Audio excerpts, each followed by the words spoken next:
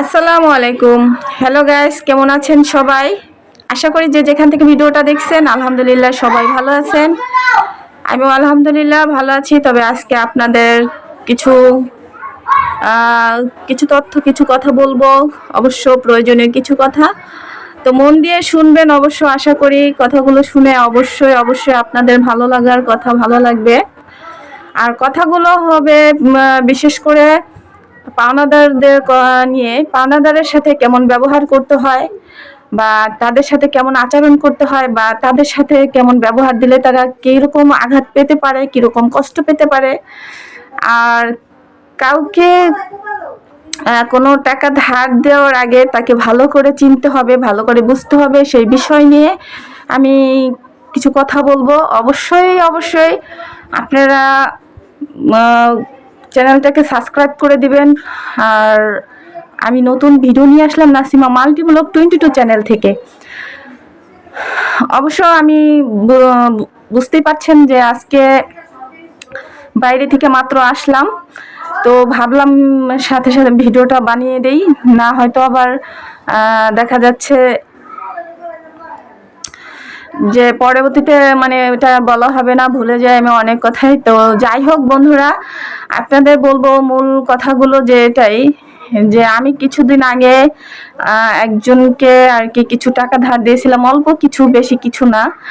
তো তখন বন্ধুরা যে এত মধুর মিষ্টিময় কথা বলে টাকাটা নিয়েছিল, আমি অবশ্য সেটা বুঝতেই পারিনি যে এত কুৎসিত একটা মানে ভিতরে তাদের লুকিয়ে আছে, সেটা অবশ্যই বুঝতে পারিনি। কারণ দয়ালু মন থাকলে যা হয় আর কি, বুঝতেই পারছেন। যে আমি মনে করেন যে হঠাৎ করে একদিন মানে এভাবে যাতায়াত আছে, কথাবার্তা ভালোই সম্পর্ক ছিল। তো ভাবলাম ঠিক আছে, মানুষের সমস্যা থাকতেই পারে, হয়তো বা আমার কাছে এখন আছে, তার যদি একটু কাজে লাগে, তো তার যদি উপকার হয় তো দিতে সমস্যাটা কি। আর সে কথা বলেছে যে আমি 2 দিনের মধ্যে দিয়ে দিব। বুঝতে পারছেন বন্ধুরা, যে 2 দিনের মধ্যে দিয়ে দিবে এই কথাটা বলছে। আর মানুষের সমস্যা থাকতেই পারে, এটা আমি সবসময় মানি যে মানুষের সমস্যা থাকতেই পারে। তো দেখা যাচ্ছে বন্ধুরা, হঠাৎ সে কি করলো, টাকাটা নেওয়া হওয়ার পরে সে যোগাযোগ একেবারে বন্ধ করে দিল, বিচ্ছিন্ন হয়ে গেল। মনে হলো যে তার সাথে আমার কোনোদিন কোনো কথাই বা হয় নাই, এরকম একটা সম্পর্ক হয়ে গেল। মানে হঠাৎ করে সে আমার বাসায় আসা যাওয়া বন্ধ করে দিল, কিন্তু তার আগে সে আমার বাসায় রোজ আসতো। আর আসলে অবশ্যই আমি তাকে খাওয়া দাওয়া করাইতাম, এবং তার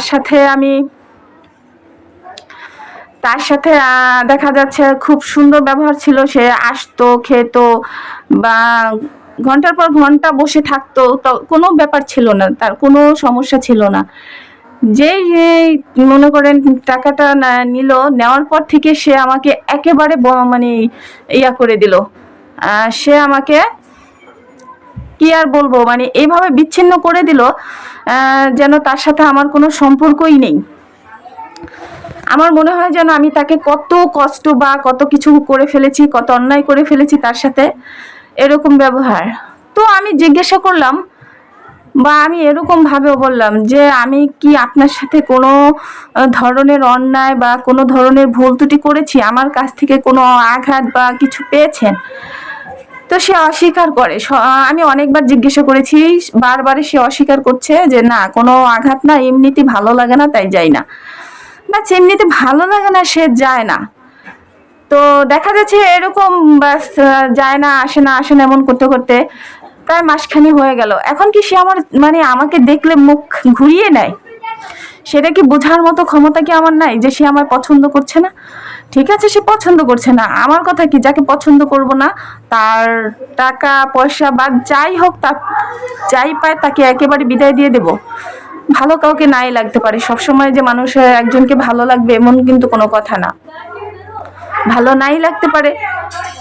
তো যাই হোক, সেটা বলতে তো হবে। যদি আমি জিজ্ঞাসা করি সেটাও যদি না বলে, যদি আমি বলি ক্ষমা চাই সেটাও যদি সে না করতে পারে, তাহলে আমি বুঝবো কি করে বলেন? তো যাই হোক, এরকম ভাবে সে একেবারে সম্পর্ক ছিন্ন করে ফেললো। তো এরকম আমি এখন আমার তো পাওনাদার, আমি তো তার কাছে আমার বাধ্য এখন যেতেই হবে। কারণ এরকম ভাবে আমি যাতায়াত শুরু করলাম, আমি যাই আর শুধু তারিখ দেয়, যাই আর শুধু তারিখ দেয়, এই তারিখ সেই তারিখ, এমন করতে করতে করতে করতে 3টা মাস চলে গেছে। 2 দিনের কথা বলে 3টা মাস চলে গেছে। আমি তো অত আহামরি কতগুলো ধনী ব্যক্তি না যে আমি কাউকে দিয়ে আমি নিজে ঠিক থাকতে পারবো, তা কিন্তু না।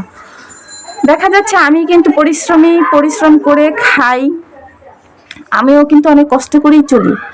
ওই কষ্টের মাধ্যমে চাই যে কাউকে যদি হেল্প করতে পারি 2-1 দিনের জন্য, যদি কারো সমস্যার সমাধান হয় তাহলে হোক, তাতে ক্ষতি কি? সেটা যদি মানুষের চোখে পিছি না রাখে, মূলজা না করে, তাহলে বলেন কি করা যায়? তো আজ হঠাৎ দেখা যাচ্ছে তাদের বাড়িতে গেলাম। তাদের বাড়িতে যাওয়ার পরে সে আমি তার হাজব্যান্ডের সাথে কথা বলতেছি যে ঠিক আছে ভাইয়া, টাকাটা ঠিক আছে দিয়ে দেন, আপনি আজ দিবেন কাল দিবেন, যে দিয়ে আসবেন, এটা বলতেছেন। আমার ভালো লাগে না। এই কথা না বলতে বলতেই মানে তার স্ত্রী এবং কর্কর সুরে জোরে কথা বলতেছে, ওরে বাবা, যা বলার মতো নয়, বুঝছেন? এরকম বিচ্ছিরি ভাষা, বিচ্ছিরি ব্যবহার আমি কখনোই আশা করিনি। কারণ আমি এরকম কারোর সাথে ব্যবহার করিনি, কেন এটা আমি আশা করব? তো দেখা যাচ্ছে যে আমি এই কথাটা এই জন্যই বলবো যে তার এই মানে তার এই ব্যবহারে আমি অনেক অনেক আঘাত পেয়েছি, অনেক কষ্ট পেয়েছি। কারণ আমি আশা করিনি। তাকে আমি মন থেকে ভালোবাসছিলাম, মন থেকে বিশ্বাস করেছিলাম, মন থেকে তাকে আমি কি আর বলবো, তাকে আমি সত্যি কথা বলতে আমি তাকে অনেক অনেক ভালোবেসেছিলাম, মেয়েটাকে।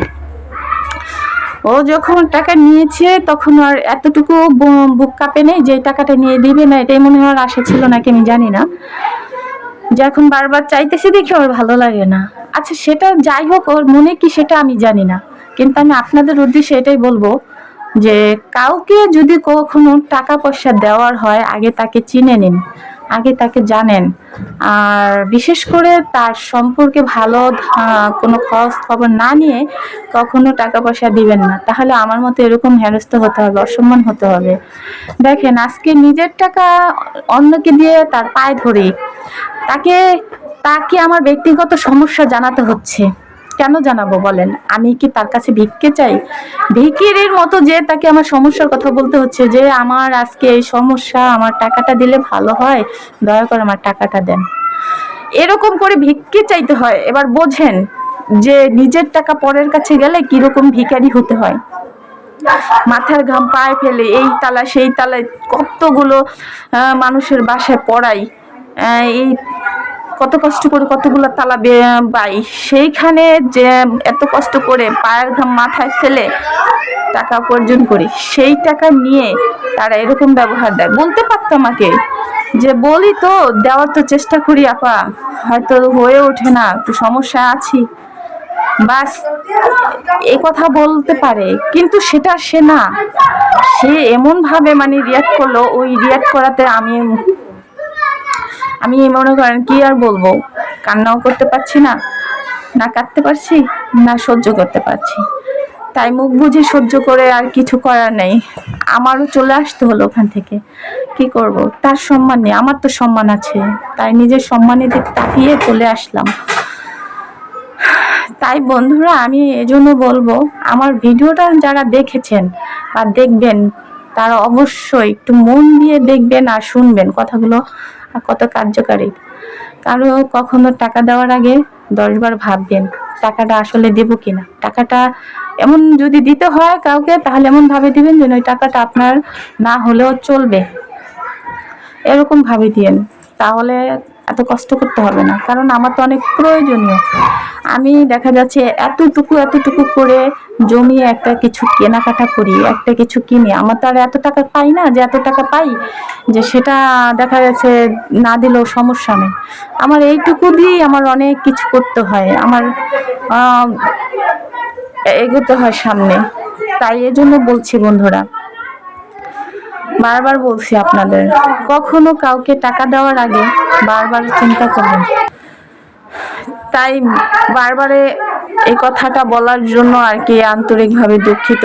আপনাদের মূল্যবান সময়ও আমি নষ্ট করলাম হয়তোবা যদি আপনাদের ভিডিওটা ভালো লাগে তাহলে একটু বেশি বেশি করে শেয়ার করে দিবেন, সাবস্ক্রাইব করে দিবেন, ফলো দিয়ে পাশে থাকবেন।